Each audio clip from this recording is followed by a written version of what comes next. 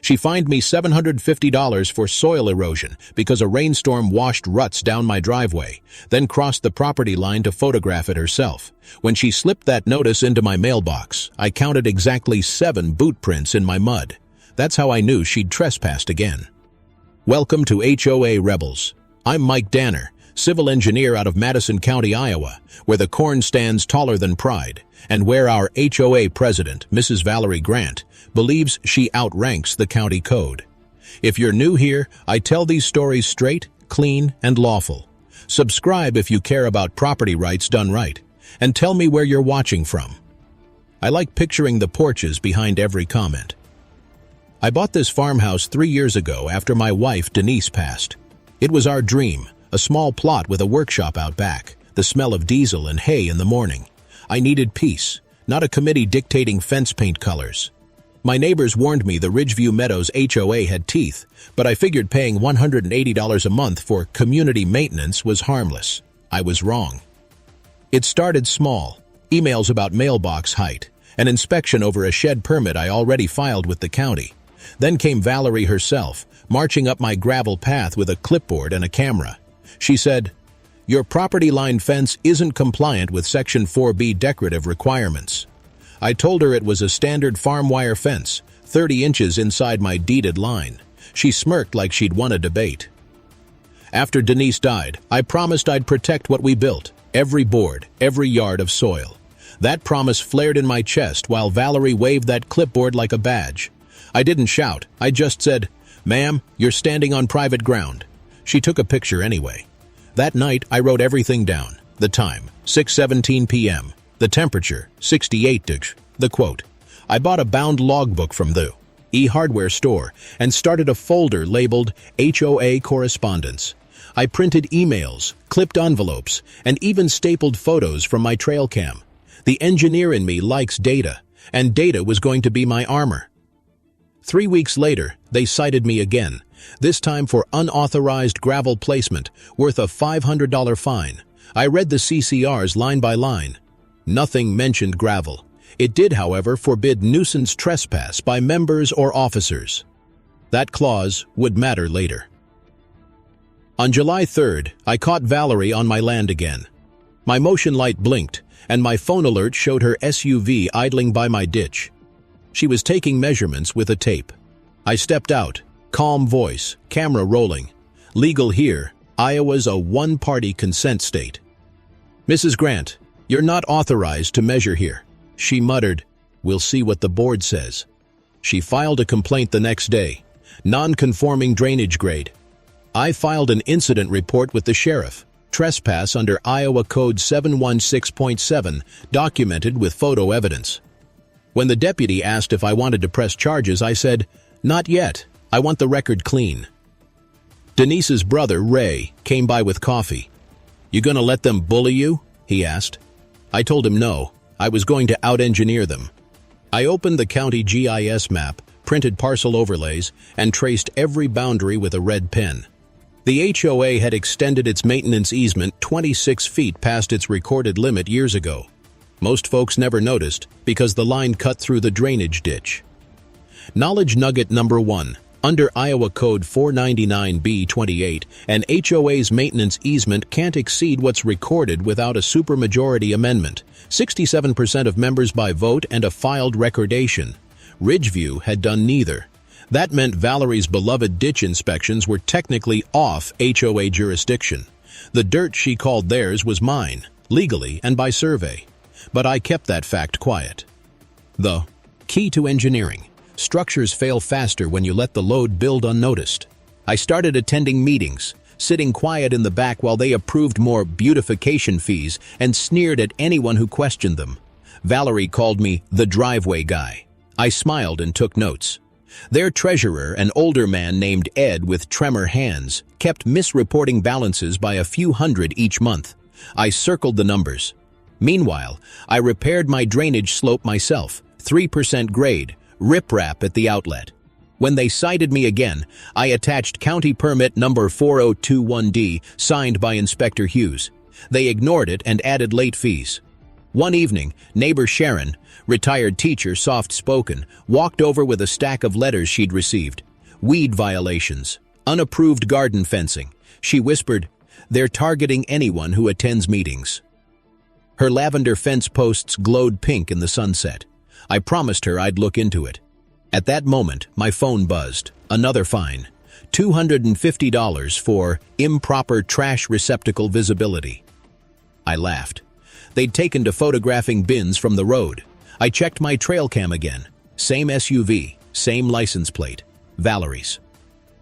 I printed every image and slid them into a binder. The tabs read, Trespass 1, Trespass 2, Drainage Citation, Trash Violation.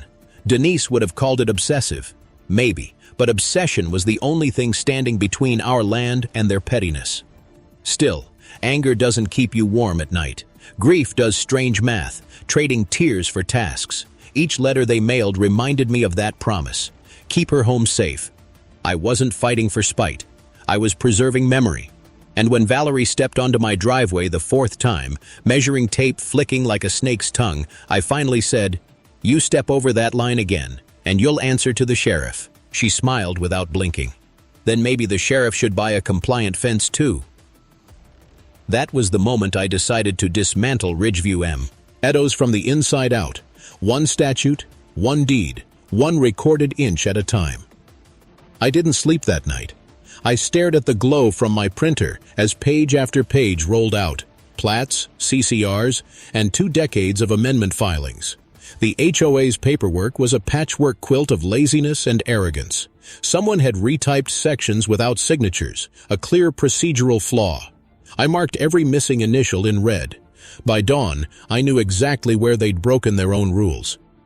At sunrise, I brewed coffee, stood on my porch, and listened to the sound of gravel popping under early commuters' tires.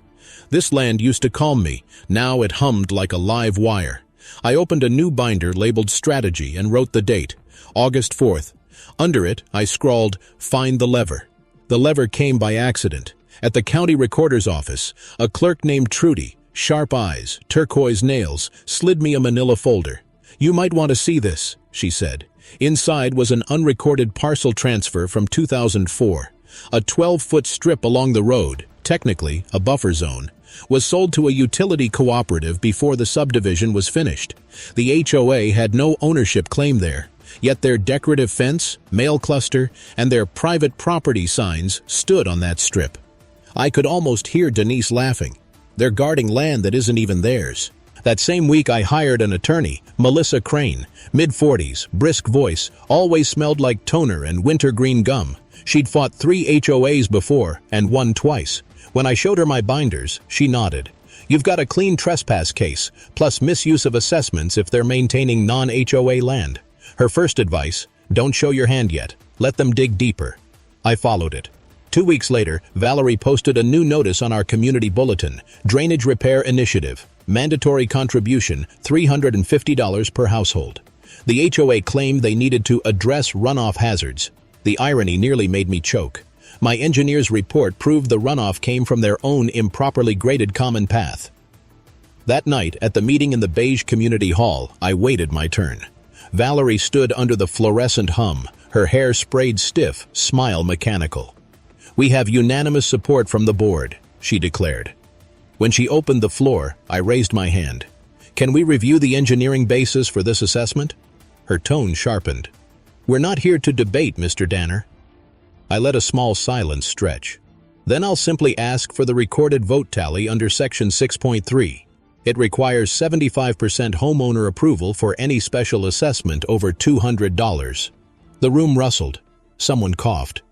Valerie blinked. We'll circulate that later." I said, "Good. I'll request a copy under open records provision in the bylaws." Afterward, outside by the vending machine, the treasurer, Ed, whispered, "She never had a vote. It's just her and 2 board friends." His hand trembled as he dropped quarters. "But I didn't tell you that." Second engagement here felt natural. I turned slightly toward the camera I'd left running in my truck. "Tell me something," I said softly. "Are you firmly anti-HOA, or have you ever tried to reason with one? If you fought them, share how you stood your ground. And if any HOA lurkers are listening, leave your defense down below. I read every side. 2 days later, a letter came. Failure to comply with assessment. Lien warning notice. $350 plus $25 late fee. Dated August 19th. They moved fast. Too fast. Melissa laughed when I showed her. They just committed procedural malpractice. They can't lien without a certified vote record. You'll want to preserve that envelope. She drafted a cease and desist letter, printed on firm stock with her firm's header. You send this certified, she said, but first, document one more violation. You need a clean chain of conduct. So I installed another motion sensor at the fence line, angled toward the mail cluster. At 9:42 p.m., August 23rd, the sensor pinged. A flashlight beam danced. Then came a scraping sound, metal on gravel. The next morning, I found my boundary marker pulled up and tossed into the ditch. The trail cam caught it clear as daylight. Valerie, gloves on, yanking the stake out. When I showed the footage to Melissa, she just smiled thinly.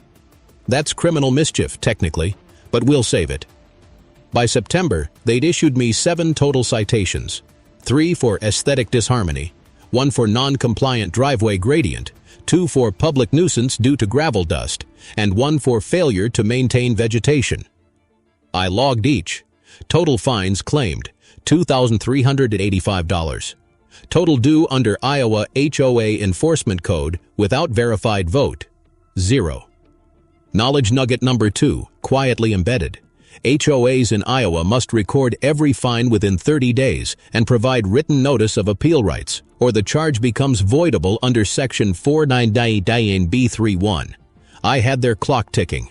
At the September 15th meeting, I didn't argue. I simply handed out copies of the parcel map and said, for your awareness, the front buffer strip belongs to Madison County Utilities Cooperative. You've been posting signs and collecting dues on someone else's land. Valerie's expression froze. That can't be right. Page 2 of your own CCR's references Exhibit A, I said. Exhibit A was amended in 2004 and refiled in Book 219, page 317. Never transferred back. Silence. Only Ed's shaky pen tapping on the table. I left before they could respond. Outside, I exhaled the night air. Smelled like wet dirt and distant diesel. I wasn't done yet, not even close, but for the first time I felt the weight shift slightly in my favor. The lever was under my hand. I just hadn't pulled yet. The next morning, the HOA bulletin vanished from the notice board, replaced by a handwritten sign. Community beautification meeting postponed until further notice. I knew what that meant. Panic behind closed doors. But I didn't celebrate. People like Valerie don't fold quietly. They dig in deeper, pretending control while the ground shifts beneath them. Melissa warned me. They'll retaliate. Expect inspections, wellness checks, maybe even county complaints. Keep your documentation steady, emotion low. She was right within a week. First came the anonymous noise complaint, allegedly for power tools past 9 p.m. Funny since I hadn't used my compressor in 2 weeks. Then a wellness check from a deputy, responding to a report that I might be acting erratic. He looked embarrassed when I showed him my binder. Sorry, Mr. Danner, we get these calls sometimes. Paper trail's your friend. 2 days later, a county environmental officer appeared about unauthorized soil fill. He recognized my name, chuckled. Valerie again, huh? You've got all permits in order? Don't worry. It would have been funny if it weren't so exhausting. Each visit chipped at my time, my quiet, my grief. At night, I'd sit by the kitchen window, Denise's photo in its simple oak frame beside my logbook. I'm still keeping my word, I'd whisper. Her smile in that picture reminded me why the fight mattered. I started going door to door, quietly gathering stories. Sharon had been fined $150 for unsightly potted plants. Ben across the road got hit for vehicle storage because his son's pickup sat in the driveway for 2 days. A retired vet named Harold showed me a notice claiming his flagpole exceeded allowed height by 12 inches. 12. All of them scared, all of them thinking they were alone. I organized the data like an engineer. Spreadsheet columns for date, infraction type, fine amount, citation clause, and evidence of enforcement selectivity. The pattern was undeniable. Valerie targeted dissenters. Knowledge nugget number 3. Selective enforcement voids penalties under the equal application doctrine recognized in multiple state HOA cases, e.g., Iowa District Court, 2018. When rules aren't enforced uniformly, they collapse legally. Melissa reviewed my spreadsheet and grinned. You're building a compliance matrix. That's discovery gold. Keep collecting. I didn't stop there. I mapped property lines using GPS waypoints, measuring fence offsets to the inch. When I overlaid HOA claims against recorded plats, their encroachments showed bright red slashes into non-HOA parcels, mine and 2 others. By late October, the air turned cold and the corn was nearly gone. I took a walk one night, flashlight sweeping the gravel. I found new tire tracks across my ditch line, fresh mud on the mail cluster post. Valerie had been back. I stood there under the stars, hands shaking, not with fear, but resolve. I pulled out my phone and quietly said to the camera, "They keep crossing that line, but lines work both ways." That recording stayed private, tucked in the evidence pending folder. 2 days later, I requested an HOA financial audit under the association's own bylaws, Section 8.2. It required a member majority to deny it. I had 6 signatures by sunset. Valerie refused anyway. "It's unnecessary," she snapped via email. "Our books are perfectly transparent." So I called an independent auditor, a local CPA named Frank Liu, known for his calm voice and love of strong coffee. He agreed to review the public filings, whatever he could legally access. A week later, he called me. "Mike, there's something odd. They've been paying landscaping invoices to a company called Meadow Maintenance LLC, registered to Valerie's husband." That's when I felt the click. The kind of quiet click that starts an avalanche.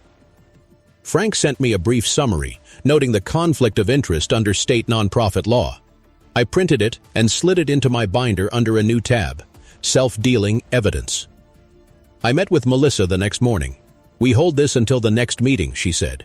"Let her overreach one more time. The greater the arrogance, the cleaner the fall." That week, a new notice arrived. Failure to maintain property curb appeal. Lawn discoloration noted. Fine, $150. I laughed out loud. The lawn was dormant. It was November in Iowa. I photographed the frost, time-stamped 6:12 a.m., sent it to Melissa. "Perfect," she replied. "That's harassment-level pattern now." I decided to take one last walk before winter set in. The gravel crunched beneath my boots, the cold cutting sharp through the air. I stopped by Sharon's lavender fence and adjusted a fallen board. She stepped out with mittens and tea. "You think they'll stop?" she asked. I looked at her, then at the mail cluster down the road where Valerie's SUV sometimes lurked. "No," I said, "but they'll learn where the real property line is." Here's something for everyone listening. How far should an HOA control your lawn, your porch, your mailbox? Where does community care end and power begin? Tell me where you draw that line, or at least like the video so we get more stories like this one told, right? Back home, I reviewed my files. Dates, numbers, statutes. The shape of the plan emerged. It wasn't about a lawsuit. It was about leverage. I didn't need to win in court. I needed the truth to land in public view, validated by someone they couldn't bully. I picked up my phone and called Trudy at the recorder's office again. "Trudy, I need certified parcel copies for the Ridgeview buffer zone, dated before 2005. She chuckled. "Going for the jugular, huh?" "Just keeping the record clean." I hung up, staring at the stack of binders now taking over my dining table. Each one was a brick in a wall I was quietly building. The countdown had begun, and they didn't even know what clock they were on. Thanksgiving came and went under a gray sky. Ridgeview's board still hadn't sent the audit or rescinded the fines. Instead, they doubled down. New bylaws draft, new decor code, and a community letter claiming a small group of residents are spreading misinformation. They didn't name me, but every neighbor knew. I started getting cold stares at the post office, muttered comments near the feed store. That's how HOA power works. It bleeds into gossip, then isolation. But Sharon still waved from her porch. Ben dropped off homemade jerky with a note. "Keep pushing." I taped it above my desk like a medal. Melissa and I met over coffee at the diner downtown. Steam fogged the window while she flipped through my newest binder. "Mike, This is a case study in governance abuse. You've got data, witnesses, financial conflict, trespass, selective enforcement, everything. She slid a notepad toward me. Now you need one thing they can't dispute. A lawful, undeniable claim that flips the burden. I stared at the list she'd written. Ownership, access, control. She continued, remember that buffer strip? The utilities co-op never maintained it. You could lease it. If you do, you'd have legal possession, and every HOA fixture sitting on it becomes an encroachment. That was the levito. The quiet smile crossed my face before I could hide it. Melissa warned, keep it sealed until you have the signed lease. Don't tell anyone, not a soul. On December 3rd, I met with the cooperative manager, an older man named Rick Porter, who smelled like diesel and winter gloves. We don't use that strip for anything, he said. You want it, you got it. 1-year lease, $1 a month, maintenance in your name. He handed me the document. I paid the $1 with a crisp bill. Reversal number 1, secured. I took the lease home and locked it in Denise's cedar chest under her wedding ring box. A simple piece of paper, but it meant the mail cluster, the sign, the decorative fence, all stood on my leased land now, and I wasn't the trespasser anymore. That night, as the wind rattled the windows, I poured a drink and stared at the documents spread out like a battle map. My heart beat calm. The plan wasn't revenge, it was restitution. I waited. By mid-December, Valerie announced a holiday beautification drive. She and her husband hung garlands on the fence, my fence now. The spike strips in my garage gleamed under the shop light, still wrapped in plastic. I wasn't going to use them literally. They were symbolic, a reminder of boundaries. But I did install small reflective markers at the exact lease line, 10 feet apart, each one embedded with micro barcodes tied to my survey data. When Valerie's SUV headlights swept over them that night, I smiled from my porch. The line was drawn in more ways than one. She sent another fine December 20th, obstruction of common area lighting, $250. I didn't respond. Silence is often the most deafening reply. The next meeting was scheduled for January 5th. That was my set-piece date. Melissa and I rehearsed. You'll attend as a regular member, she said. Let them dig their hole first. Bring the lease, bring the parcel map, and bring the deputy witness I arranged. The moment she asserts authority over you, your leased land, you hand her the paper. I couldn't help but ask, you sure they'll show up? Oh, they'll show, she said. People like Valerie always need an audience. In those last quiet days of December, I found myself cleaning Denise's workshop, wiping the dust from her old gardening tools. I found her handwriting on a potting tag. Keep what you love alive. That hit harder than I expected. It wasn't about property. It was about promise. As New Year's snow dusted the road, Sharon knocked on my door. Heard they're holding that big meeting soon, she said, eyes worried. You safe? I smiled. More than they are. For those watching this far, what do you think?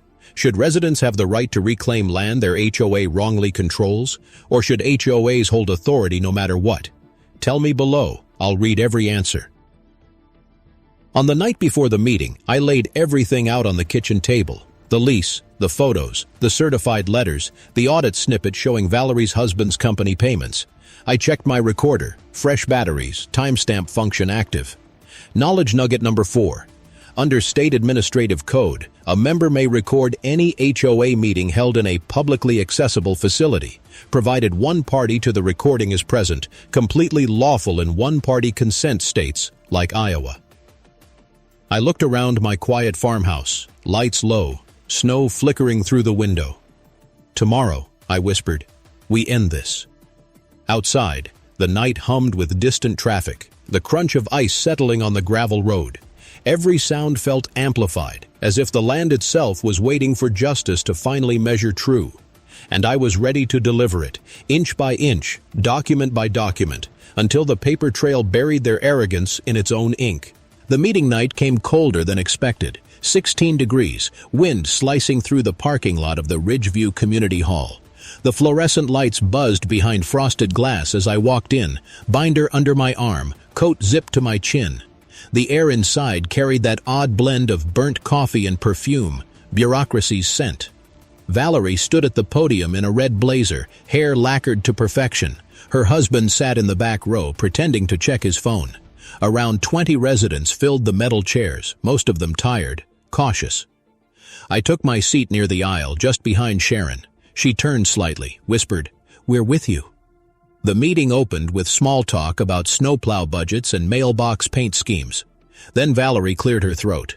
"Final item," she said. "Non-compliance issue regarding Mr. Danner's obstruction of lighting in the common area." I waited, heart steady. She clicked to a PowerPoint slide, photos of my reflective markers glowing under headlights. "These have caused glare complaints and may violate our decor uniformity standards." That's when I stood, calm, deliberate. "Madam President," I said, "before you continue, could you clarify which property those fixtures are located on?" Valerie frowned. "They're on the HOA buffer strip along the road, obviously." I pulled the folded lease from my binder, the paper thick and official. "That buffer strip as of December 3rd is under lease to me, filed with the Madison County Recorder, document number 2024-291 which means your lights, fence, and signage sit on land I lawfully control." A hush fell. The deputy Melissa had arranged, a tall man with a calm face, stepped forward from the back. His badge gleamed faintly. "I'm here tonight for security oversight," he said neutrally. "Mr. Danner's document checks out. I confirmed the recordation myself this morning." Valerie's face went pale, then blotchy red. "This is outrageous. You can't just—" The deputy cut in gently. "Ma'am, he can. Property rights are a matter of record, not preference." For a few seconds, only the hum of the exit sign filled the air. Then Ed, the treasurer, murmured, "I told you we should have checked the plats." Valerie slammed the clicker on the podium. "This meeting is adjourned," I said evenly. Actually, by Section 5.2, only a majority vote can adjourn mid-agenda. I move we continue. Hands rose. Sharon's, Ben's, Harold's, 6 more. Majority. The deputy nodded subtly. The power in the room shifted so suddenly I could feel it in my skin. I wasn't angry anymore. I was surgical. I opened my binder to the audit summary and slid it across the front table. "You've been paying Meadow Maintenance, LLC for landscaping on non-HOA land. That's a conflict of interest. Every fine levied using funds from that account is invalid." Valerie's husband stood, voice sharp. "That's none of your business." The deputy's tone cooled. "Sir, you might want to sit back down." The treasurer pushed his glasses up, staring at the document. "Is this true, Val?" She said nothing. The silence said enough. Outside, snow brushed against the windows like static. Inside, the weight of 3 years of intimidation began to fracture. I didn't gloat. I just said, "All I ever wanted was peace on my land. You kept trespassing. Now the law has spoken." The meeting dissolved into murmurs, a few people shaking my hand as they left. The deputy took a brief statement, then left me with a copy of his incident log, time-stamped and sealed. Later that night, as I drove home, my headlights caught the fence glinting with frost. My markers reflected pure white, perfect and silent. I parked, stepped out, and breathed in the cold. The fight wasn't done yet, but the foundation had shifted for good.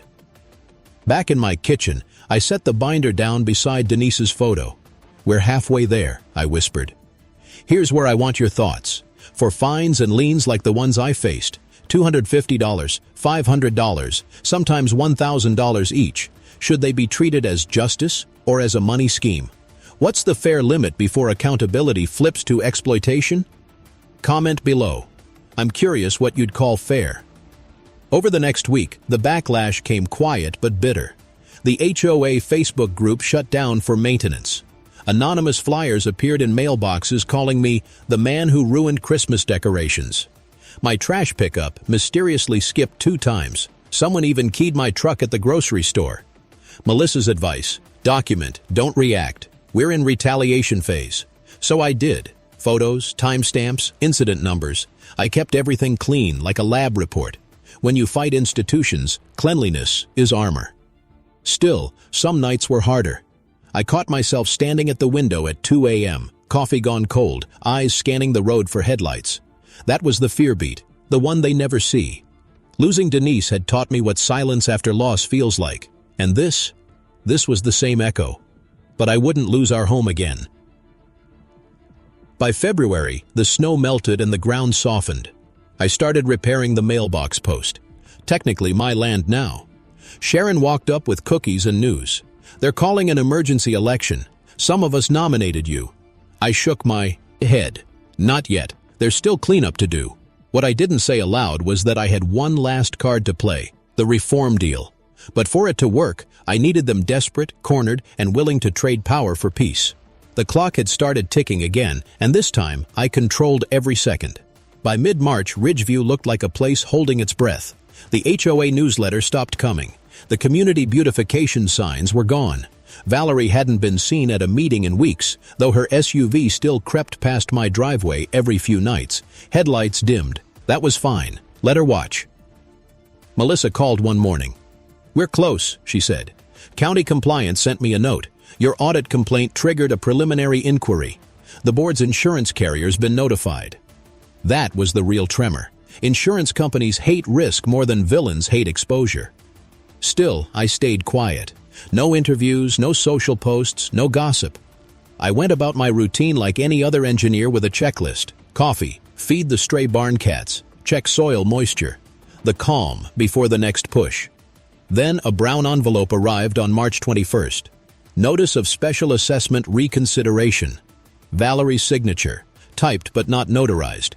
She'd called for another vote to retroactively justify past fines. It was her final play, to rewrite history before the regulators could read it. I smiled, because she'd just given me my stage. The meeting was set for March 28th at the same beige hall. I arrived early, binder replaced by a sleek file box with numbered tabs. Sharon, Ben, and Harold sat in the front row. The deputy was there again, arms folded by the exit. Valerie entered late, chin high, papers clutched. "Let's restore order," she began. "We've faced a campaign of misinformation." I didn't interrupt. I let her talk herself into a corner. Then, calmly, I walked up to the microphone. "Before you proceed with that vote, the membership should know the association is under active audit by the Insurers Compliance Division. Here's their letter." I held it up. Blue letterhead, time-stamped March 25th. A low rumble passed through the crowd. Ed took it from me, adjusted his glasses. "They're asking for full bank statements." Valerie's voice cracked. "That's confidential." "No," I said. "It's not. When dues funds are misused for private contracts. And just so everyone understands the exposure, the insurer can suspend coverage for fiduciary breaches, meaning every board member is personally liable." Her husband muttered, "This is ridiculous." The deputy shifted his stance. "Sir, let him finish." I opened my file box, flipped to tab 3. Out came printed screenshots, bank statements, cross-referenced dates. Payments to Meadow Maintenance LLC, 8 checks totaling $9,142 between April and December. No competitive bidding, no vote, no disclosure. The room was dead quiet. I continued. "The bylaws require 3 bids and a member review. That's Section 7.1, subsection C. You all signed it when you moved in." Valerie tried to regain ground. "We did what was best for the neighborhood." "That may be," I said evenly, "but intent doesn't erase procedure. The law measures process, not personality." The deputy cleared his throat. "For the record, Mrs. Grant, you may want to refrain from further comment until counsel is present." Her face collapsed in on itself. It wasn't triumph I felt. It was release, the kind that comes when weight finally leaves your shoulders. Outside, the wind carried that early spring smell of thawing earth. Inside, the board voted to suspend all enforcement actions pending audit review. 8-1. Valerie abstained, trembling. That nissa. Back home, I lit the wood stove and stared at the glowing embers. I thought of Denise again, how she'd roll her eyes at my legal talk but still listen until I finished. "You always make a plan sound like poetry," she used to say. I whispered to the fire, "We're getting there, love. Almost done." Here's something I'd ask every viewer right now. When HOA boards cross into private lives, monitoring, recording, policing, does it make neighborhoods safer or just quieter under fear? Where should the legal boundary sit? Tell me your line. I read every story. 2 days later, Melissa called. The insurer froze Ridgeview's policy. They can't issue fines, hire vendors, or hold a vote without oversight. She paused. You've got leverage now. Use it for reform, not revenge. I already knew how. The reform deal had been forming in my head for weeks. Term limits, transparent budgeting, open meetings, and an independent ethics committee. I didn't want Valerie destroyed. I wanted the structure rebuilt. Still, I wasn't naive. Before change, there's always backlash. That night, a rock shattered my mailbox. I found it at dawn. Cold, smooth, with a note rubber banded around it. You think you won? I didn't flinch. I bagged the rock for evidence, took photos, logged the time. 6:42 a.m. The trail cam caught a silhouette matching her husband's height and jacket. I called the sheriff's office, gave a simple statement. I'm not pressing charges yet, I said, but please record the incident. The deputy asked quietly, You planning to end this soon? Soon as they're ready to listen, I said. By April 10th, the audit results landed. Irregularities confirmed, mandatory restitution ordered. Valerie's resignation followed 3 days later, a one-sentence email to all members. The HOA scheduled a reformation session for the 18th, open to the public. The story wasn't over, but the peak had said. The system that once harassed me was now in my hands, and I knew exactly what to build next. The night before the reform session, I drove through the neighborhood slower than usual. Porch lights glowed like scattered embers, soft yellow on old siding. It didn't feel hostile anymore, just tired. People wanted closure. They wanted someone to fix what had cracked without tearing down the whole place. I parked by the community hall, sat there a minute with the engine idling, listening to the tick of cooling metal. Denise's ring hung from the rearview mirror. I touched it once, a small ritual, and whispered, Time to finish this. Inside, the chairs were arranged in a semicircle this time, not rows. Melissa stood near the back with a slim folder. The deputy from before leaned against the wall again, neutral as stone. Ed, looking 10 years older, sat at the front with the new interim board members, 3 residents who'd finally stepped up. When the meeting started, there was no speech, no pageantry, just Ed clearing his throat. We're here to discuss restructuring. Mr. Danner, you've been involved in this process. We'd like to hear your proposal. I walked to the center, not behind the podium, just level with everyone. This isn't about me, I said. It's about fixing the machine that let abuse hide behind the word community. I laid out a single page. The Ridgeview Charter Reform Agreement. Term limits for board officers, 2 years.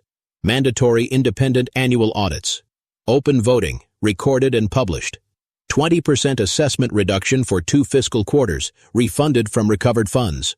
Establishment of an ethics committee chaired by 3 non-board residents. And then, the most important clause, the Access and Accountability Covenant, granting homeowners the right to inspect records and film meetings in compliance with state consent laws. A murmur spread through the hall. Sharon whispered, You actually wrote a constitution. I smiled, just an insty. Ruction manual that remembers who owns what. The deputy stepped forward to the table. County Oversight Office has reviewed this draft, he said, placing a stamped approval sheet down. If ratified tonight by majority vote, it becomes enforceable under your recorded bylaws. Valerie wasn't there. Her husband's chair was empty. But their absence felt less like defiance and more like consequence finally catching up. Ed looked around. All in favor? Hands went up, slowly at first, then all at once. Unanimous. It was quiet for a long beat. Then applause broke out, not wild but steady, real, the kind that sounds like release. I glanced at Melissa. She nodded once, eyes saying everything words didn't need to. You did it clean, she mouthed. The deputy extended his hand. Congratulations, Mr. Danner. That's how lawful reform looks. As people filtered out, Sharon hugged me tight. Feels different already, she said, like someone turned the lights back on. Outside, a drizzle had started, the kind that turns asphalt into mirror. I walked out to the parking lot alone, rain tapping on my file box. Under the lamplight, I placed Denise's ring in my palm, watching it gleam. You'd have liked this ending, I whispered. Back home, I brewed coffee and opened my laptop. News sites were already running headlines. Local HOA faces audit. Members vote historic reform. Ridgeview residents approve transparency charter after misconduct probe. It felt surreal seeing my quiet, painful months turned into a single headline, but at least the lesson would outlive the noise. Now I'll ask you this, and I want honest answers. When officials, whether in HOAs, councils, or companies, abuse power, what should the real punishment be? Fines? Removal? Jail? Drop your answer below because accountability only works if people care enough to define it. The next morning, Ed called. "We're drafting the community letter," he said. "Would you sign it as a co-author?" I paused, looking out the window at the fence line, frost melting off the wire. "No," I said softly. "Let the board sign it. It's theirs now." After the call, I walked the perimeter one last time. The ditch grass had started to green. Birds chattered in the hedgerow. I pulled up one of the old reflective markers, wiped the mud from it, and tucked it into my pocket. A reminder that boundaries, once respected, don't need to shout. The fight was over, but there was one last act left, the kind Denise would have insisted on. Something to turn victory into value. I called Sharon that evening. "Tell the board to hold a spring community day. Free food, cleanup, everyone invited. Call it the Ridgeview Renewal. I'll fund it with my refund check." She laughed, half crying. "You really are something, Mike. Just a guy who learned paperwork can be more powerful than anger." And for the first time in a long while, I slept without the porch light on. Spring came soft and slow, like the land was testing whether it was safe to bloom again. The Ridgeview Renewal Day landed on April 27th, exactly 1 year after Valerie first stepped onto my driveway with that clipboard. The morning started with laughter instead of arguments. Kids chalked the sidewalks, couples planted shrubs where warning signs used to stand, and the smell of barbecue drifted through the cool air. I walked the edge of the gathering, coffee in hand, nodding to neighbors who now smiled instead of scowled. Sharon handed me a paper plate loaded with ribs and potato salad. "We raised $1,100 for the community garden," she said, proud as any teacher grading an A+. At noon, Ed called everyone together under the refurbished gazebo. "We have one final announcement," he said. "Thanks to recovered funds and new oversight rules, Ridgeview will reduce dues by 20% for the next year. And we're dedicating the new commune path to the person who reminded us what accountability really means." He turned, gesturing toward the small wooden archway behind him. A new sign hung there, the letters burned clean and sharp. "Danner Walk, in memory of Denise and every honest neighbor." I didn't expect the applause that followed. I just stood still, eyes stinging. Denise would have laughed, told me to stop looking like I was giving a eulogy. Afterward, as the sun leaned west, I found Melissa by the lemonade stand, sleeves rolled up, hair loose for once. "Looks like your HOA found its soul again," she said. "More like remembered it had one," I replied. "You staying for the bonfire?" "Wouldn't miss it." Later that evening, flames flickered in the fire pit, bright against the darkening fields. I tossed one of my old violation letters into the blaze, the one accusing me of non-compliant gravel distribution. It curled, blackened, and vanished, just paper returning to dust. The deputy showed up, off-duty this time, a beer in hand. "Thought you'd like to know," he said quietly. "The county prosecutor accepted Valerie's plea deal, restitution and a year's probation. Her husband's off the board for good." "Fair," I said. "No one needs a spectacle, just a record." He nodded. "Exactly what the law's supposed to look like." For a while, we watched the sparks climb into the sky. People told stories around the fire, funny ones, not bitter, the kind that rebuild trust. And when the last of the wood cracked and fell to embers, I walked home through the damp grass, stars blooming overhead. On my porch, I paused and looked back toward the hall, the faint orange glow fading behind the trees. If you believe I fought the right way and that this is how justice should end, clean, lawful, and leaving something better than it found, say a few words below for your friend who's still in the fight. Subscribe so future stories reach you first. And if you can, share this one so others remember. Paper, patience, and persistence can fix what rage never will. I poured the last of my coffee, sat at the kitchen table where it had all started. Denise's photo stood beside my empty binder, now labeled closed case. I whispered, "We did it." In the weeks that followed, Ridgeview changed in small, steady ways. The HOA's first transparent budget was published online. An independent hotline was created for homeowner concerns. Insurance reinstated coverage, citing significant structural reform. The local paper ran a follow-up story. Former HOA adversary helps draft new statewide transparency bill. I even got a letter from a young couple in another county. Your story gave us the courage to stand up to our board. That was the real win, the chain reaction that made all the sleepless nights worth it. Now, every morning before work, I walk the path past that wooden arch. The gravel crunches underfoot, steady and honest.